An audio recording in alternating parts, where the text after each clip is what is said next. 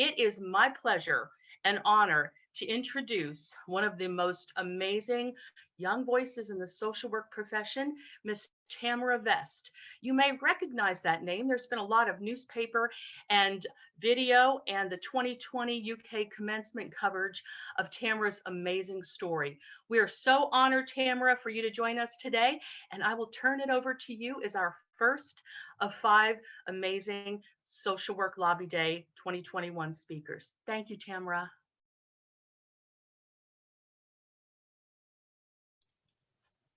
Thank you so much, Brenda. And I just wanted to start today by thanking everyone who's in attendance and the individuals who are a part of the NASW Kentucky for allowing me the opportunity to speak on behalf of all Kentucky social workers. I know that everyone is used to sitting behind computer screens and having people talk at them by now.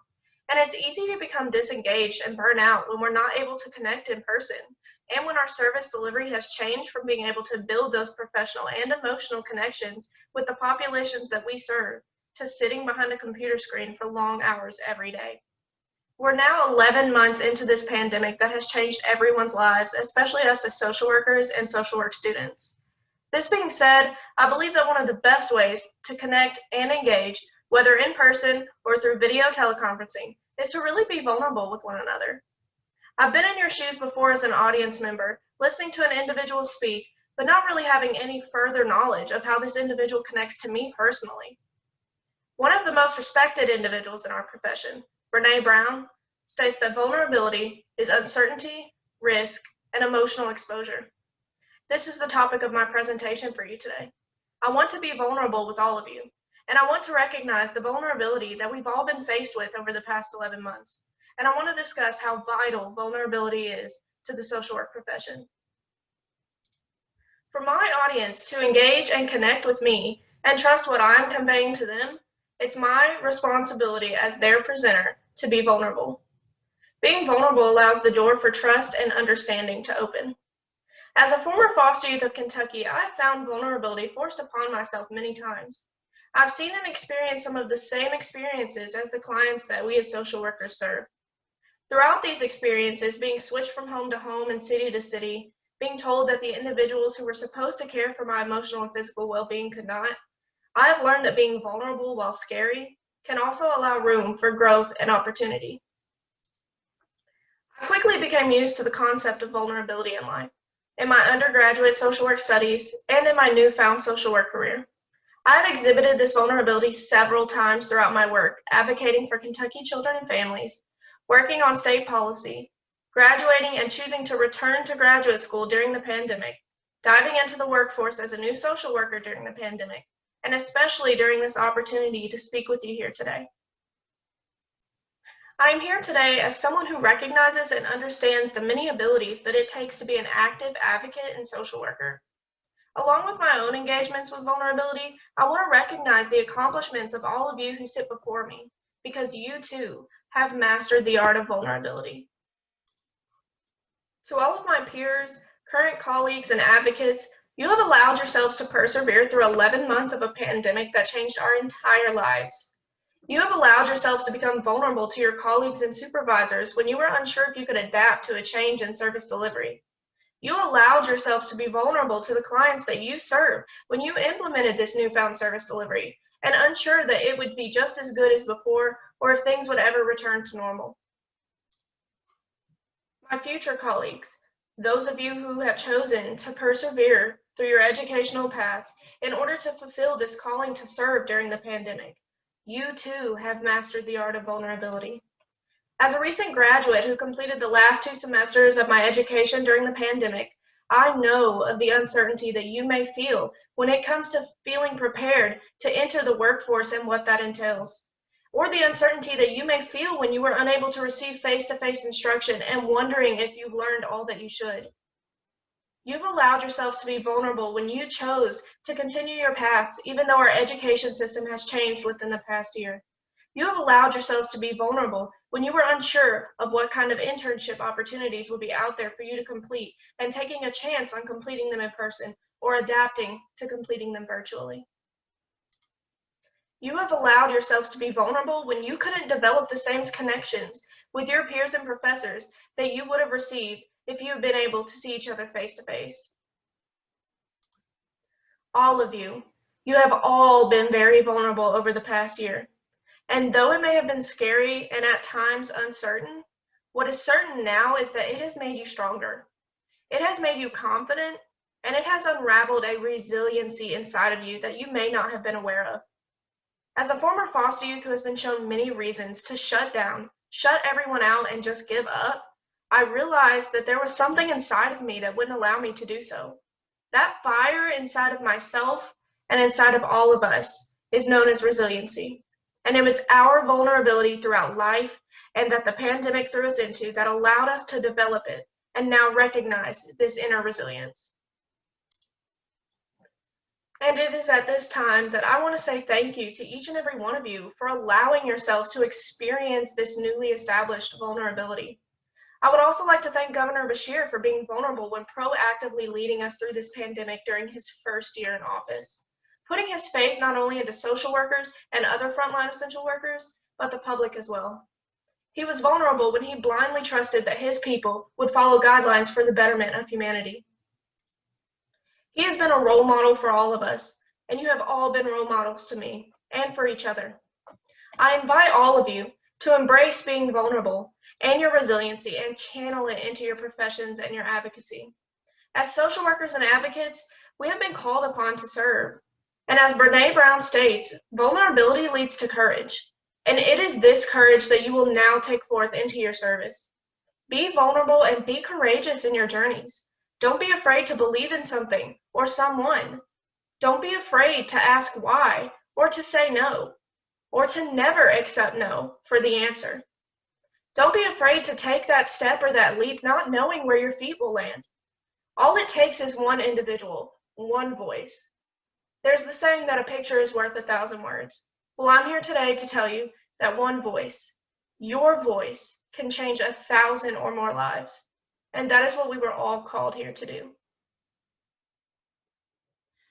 Tamara, what a privilege it has been to listen to your amazing and inspiring story about vulnerability and courage. And you are the epitome of both of those for us across the state. We are so grateful and we thank you so much for sharing your story.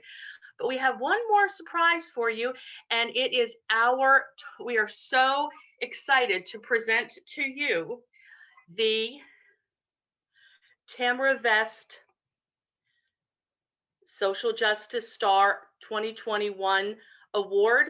As much as we would love to have given this to you in person, Mother Nature had another idea, but we are going to continue to celebrate you across the year. And there's someone very special coming up next to send another message to you of gratitude. Thank you so much, Tamara. Take care. I'm so glad that I am able to be here today to help honor you with this award. On behalf of SAFI, Specialized Alternatives for Families and Youth, which you are a valuable employee. As the Executive Director of SAFI, I honor you, and as the President of the Board of Directors of NASW Kentucky, I am so proud to be part of this and to welcome you into the profession of social work. Your wisdom, your compassion, your commitment to foster youth and resiliency is a model for everybody. And I know that this is just the beginning of really wonderful, great things for you. We are so happy to have you. Thank you. Thank you. I'm State Representative Attica Scott, serving Kentucky House District 41 in Louisville, Kentucky. Happy Social Work Lobby Day 2021. Usually we're in person, we get to talk to one another in Frankfurt, but this year's different as everything has been for almost a year now. And I'm so glad y'all still doing the Lobby Day because the issues of social workers are important every single day. As an activist and organizer, I know that social work is justice work. And the reason I'm able to keep showing up in our state capitol, despite being only one of 2 Black women and only one of 3 women of color, is because I know I get to come home to Louisville and I get to talk to people across Kentucky who truly are standing up for for equity, fairness, and justice. That includes social workers. So because of you and because of the work that you do and your commitment to community, I'm committed as well. So I'm working on issues like Breonna's Law for Kentucky to restrict the use of no-knock search warrants. Breonna Taylor, one of her last tweets in December 2019, is that she was looking forward to one day being a mom. So I'm also working on the Maternal Care Act, because as you probably know, Black women are 3 to 4 times more likely to die in childbirth than white women, including in West Louisville, where I live. So I want to make sure that we address institutional and systemic racism in healthcare. As social workers, you see that racism every single day, and I know that you're doing what you can to dismantle those systems that aren't working for all of us across the Commonwealth, whether you're in Appalachia or rural Western Kentucky. Thank you for that work. I'm also making sure that I'm listening to our young people, and you work a lot with young people. So they've come to me over the years and they've asked me to file legislation to expand the teaching of African American and Indigenous history in our public schools. I've done that, worked with young people to file that bill again for this legislative session. And recently I had young people from Lexington and Louisville and Bullitt County who approached me and asked me to work on legislation protecting student journalist freedom of the press. As we've all seen over the course of the past year, it's been student journalists who have exposed some of the most important issues happening right here in Kentucky. I want to make sure they get to continue doing that. So again, thank you all for having this virtual Social Work Lobby Day 2021. I'm honored to be with you today, and I look forward to a time when we can actually be in person to have the important conversations that we need to move Kentucky forward. On behalf of Kentucky Social Work Lobby Day, we have this presentation, this honor for you as a social justice star to Representative Attica Scott. From the streets and protests and then to the legislative floor and policy, you never cease to fight for justice, for your constituents, and for your community, and we thank you and we honor the example that you set for us every day. So oh my goodness, thank you so much. Look, y'all, this is fancy. I love this. We are going to have something that I can sit on my desk in Frankfurt and show off to the limited number of people who get to come see us. But this is beautiful. This is wonderful. Thank you so much. This really, truly does mean the world to me, because I know that you all as social workers understand what it means to be committed to justice, and for you to honor and recognize the work that I'm trying to do at a policy level to bring the community, to bring the streets to Frankfurt means the world. So thank you so much. It is my honor to introduce Tanner Mobley, who is the Executive Director of Band Conversion Therapy. Tanner is just one of the most extraordinary, amazing voices and humans that we can't speak highly enough about him. But we would like to honor you, Tanner, with the 2021 Social Justice Star of the Year Award. And we wish it could be in person, and we promise we will celebrate this with you when we can finally get together. But on behalf of Social Work Lobby Day and the 6 associations involved, and on behalf of every social worker across the state in Kentucky, thank you for everything that you're doing to ban conversion torture here in Kentucky. And I will turn it over to you, Tanner, so that you can share your story and wisdom with Kentucky social workers. Again, congratulations, Tanner, and thank you. Thank you, Brenda, and I'm so honored to accept this award on behalf of my team. We've worked so hard over the past 5 years to make this a reality, and being so close this session and just seeing the momentum continue to grow at such a fast rate, it's just been an absolute honor. And thank you so much for recognizing our work. With all the events that have happened in the past year, I know all too well the fatigue, the self-doubt, and asking ourselves if we can make a difference. Sometimes our voice shakes, that's true, and as social workers, I know this must be a shared feeling for those of us who wish to make people's lives better. No other profession and generation has had to thrust upon them the burdens and ills that we see in society today. But let me tell you, and let me remind you, that one voice can change the world, and your voice alone has helped countless people. It is revolutionary. It is a revolutionary world that we live in. It is with our voice and our voices raised alongside one another in both solidarity and togetherness that creates change. It is your courage to use your voice that will change our community, our commonwealth, and perhaps the lives of Kentuckians. History is full of examples that show that this is true. It was a young monk who began the Protestant Reformation. It was a young woman who reclaimed the territory of France. It was a Black trans woman who threw the first brick at Stonewall, launching the modern day LGBT rights movement. And finally, right here in Kentucky, it was a nursing student from Powell County who was one of only 40 people arrested to successfully challenge Kentucky's sodomy law, a decade before the Supreme Court of the United States did the same. One voice can make all the difference in the world. These individuals had the courage to use their voices to change lives in the course of history. Nonetheless, these people also use their voices to inspire others, to join and build a ripple effect, to strike out against injustice, sweep down the mightiest walls of oppression, and improve the lives of others. It is through your voice and the synergy of our collective voices that we may create a new era for the people of Kentucky, to spark a movement to improve the lives of those touched by your profession. Your voice is making a difference and bettering the lives that you touch. I believe this is a shared belief between Banned Conversion Therapy Kentucky and Kentucky social workers. It is a belief, and these values encourage that we have to step up and speak out, is why our missions overlap, including a need to protect Kentucky's kids and teens. What if I told you that it is still legal in the Commonwealth of Kentucky for licensed professionals to abuse children?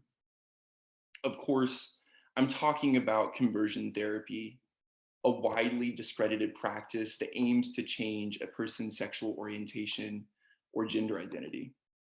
Conversion therapy robs a person of their authenticity, their ability to live life fully by the use of physical and emotional abuse. It's a practice often described by survivors as torture.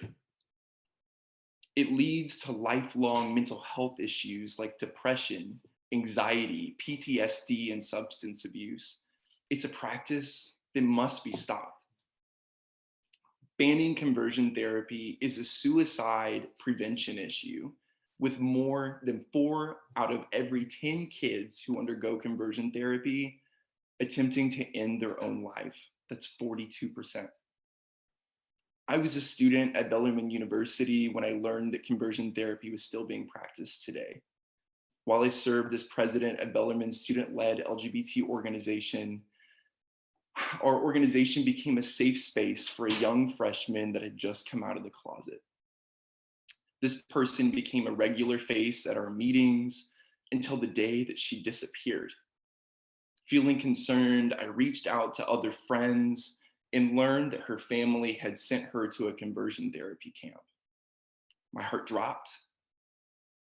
I felt that if I couldn't help this student and I couldn't find a way to contact her family, I had to do something to prevent situations like this from ever happening again. A few months later, I attended a conference and met Sam Brenton, the vice president of the Trevor Project and survivor of conversion therapy, who's fighting to ban these practices nationwide. Through our conversation, I learned that Kentucky has no law on the books to protect kids and teens from this torture. As a professional that works with college students, I knew firsthand that young people struggle with so much in their lives, shaming, blaming, or telling them that they have to change something that comes so naturally to them is proven to be emotionally and mentally harmful, especially when it comes under the guise of state-sanctioned medical advice. When I got back to Louisville, I created a Facebook event to bring together Kentuckians interested in working on legislation to ban this universally discredited practice. A scrappy but passionate group of Kentuckians, both Republicans and Democrats, young and old, rural and city folks, came together to form Ban Conversion Therapy Kentucky. In just a few years, our organization has grown into a statewide grassroots coalition with volunteers in all 120 counties and more than 100 member organizations. From Louisville to Lexington, Paducah to Whitesburg, we've witnessed Kentuckians come together to fight for our kids.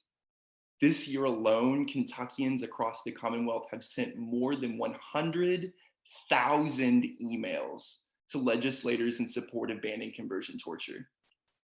And it's poll results that have confirmed what we knew all along, that the majority of Kentuckians, 74% to be exact, oppose these brutal methods.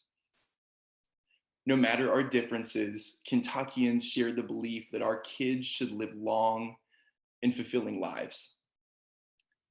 That's all parents ever want, right? Is for their kids to be safe and happy. And that's why we can't wait 1 year longer or one session longer to ban this harmful practice that happens right here in our Commonwealth. 5 years later, I never heard from the student that was sent to the conversion therapy camp.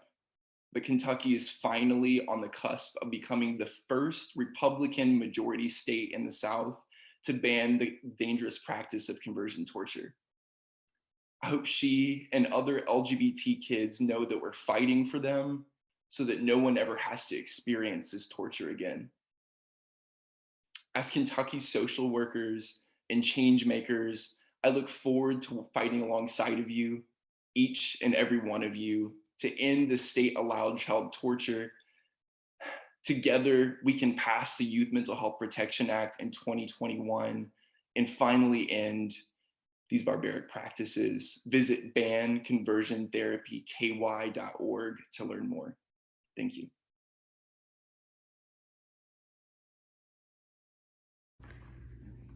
This is Nicole George, Louisville Metro Councilwoman. So Nicole, on behalf of social workers across the Commonwealth and their professional organizations, we are honored to present you the 2021 Social Worker of the Year Award for your dedication to the social work, field of social work, and your commitment to serving our community as a member of the Louisville Metro Council in District 21. So thank you for working tirelessly to improve the lives of Kentuckians. I'm honored. What an honor. There's no higher compliment than being recognized by one's profession. It's even more meaningful because my current position isn't often associated with social work. And yet I'm here to attest that social work practice is the foundation of my work as a local elected official. Whether it's making service referrals, organizing a block, looking at systems improvements, or new legislation, I'm doing social work all day, every day. Our social work values call us to address social problems and challenge injustice, while respecting the dignity of those we serve, prioritizing relationships, and acting with integrity.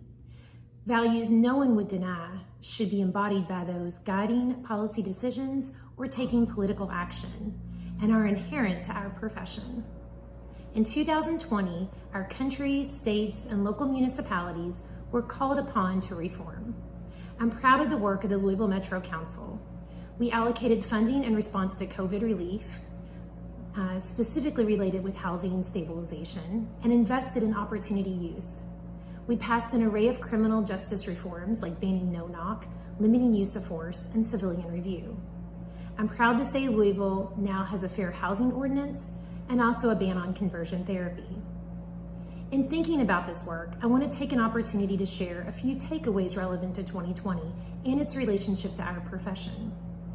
First, when you see a social problem or injustice, ask yourself why the current policy exists and what needs to change. Then, dear social worker, jump right in. We have the power to drive the agenda, particularly at the local level, and your expertise on community needs lends itself to decision making. Second, stay activated. Most of the progress made in 2020 resulted from organized community outreach. If we're to make true gains, it will require ongoing attention and applied pressure. I want to wrap up with just one question.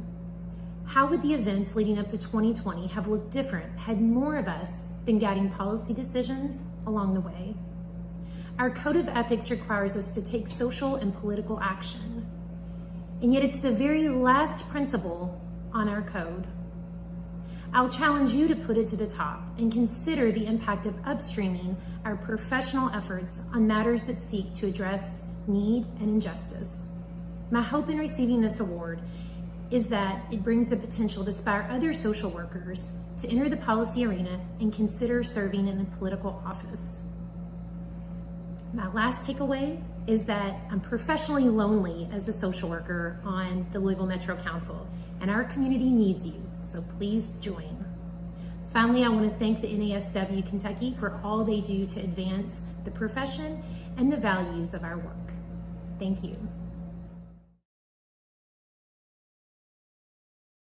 Hello everyone. I am thrilled to join you virtually today so that I may personally say thank you. As I said last year, you, our social workers, are the unsung heroes of Kentucky. And this year, you truly showed your resiliency and your dedication as you overcame the challenges from the COVID-19 pandemic. I'm not surprised. I've met a lot of you, and I know you are incredibly special people. Each of you has a gift that you use to build trust and to help those most in need. You lead with your heart as you work to build a better Kentucky for all you serve. I am so grateful and I'm so proud of you. And while I know the stress of the pandemic is especially heavy for you, it's encouraging to know we have so much to look forward to. The light at the end of this tunnel is getting brighter. We're administering the safe and effective vaccine faster each week and faster than we are receiving doses from the federal government. We will defeat this pandemic and we'll sprint out of it in 2021. But until everyone can get vaccinated, we need you to continue what you do best, looking out for others. We need to continue to mask up, social distance, avoid crowds, and practice good hygiene. We'll all get our shot of hope. We just need a little patience. We could have never anticipated this pandemic, and we certainly couldn't have predicted the impacts it had on our children and on our families. Thank you for never giving up on them. Thank you for showing up each and every day by adapting to meet the needs during this difficult time. I'm forever grateful, and I'm committed to showing up for you. This year in my Better Kentucky budget, I called for the funding and hiring of 76 new social workers for Child Protective Services. This was a priority in my first year in office, and it remains a priority now. Our state has the highest rate of child abuse in the nation, and it has for 3 years straight. It is unacceptable. We must work to bring change. You as social workers, you're the driving force for that change, but you need support. Each child welfare case is complex, and even more so now due to the pandemic. Risk factors such as substance abuse, mental health issues, family violence, and more have only increased because of COVID-19. Addressing these challenges and supporting our families is central to how we build the better Kentucky we all want and our children they deserve. And another part of that better Kentucky is ensuring our families have equal access to quality living conditions, health care, and resources for basic human needs, all of which you work tirelessly to advocate for and provide. You safeguard the rights of the underserved, and you work to create a more equal world for Kentuckians regardless of race, gender, or sexual orientation. You promote policies that value respect above all, seeing through the belief our country was founded on that all people are created equal. It's time we join you by seizing this opportunity to live out that promise together by working towards the common good of the Commonwealth like you do each and every day. Your work's invaluable, which is why we must invest in you. By hiring more social workers, we can significantly reduce caseloads per worker. This is a critical step in bringing transformational change to the Commonwealth. These decisions, they shouldn't be political. It's simply about what's doing right by our kids and by you.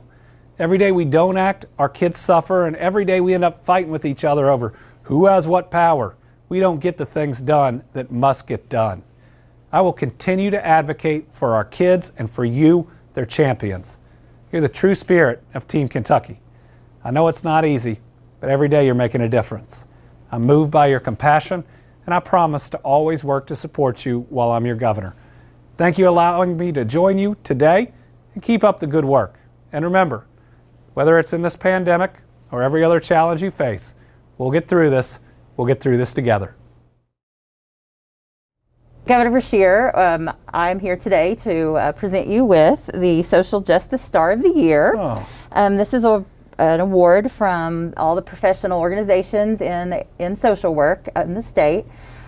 We are just thrilled with everything you've done for the citizens of Kentucky throughout the year. You have led us through this pandemic that is just crazy. You have always been an advocate for social workers by wanting to provide more funding for them throughout the state.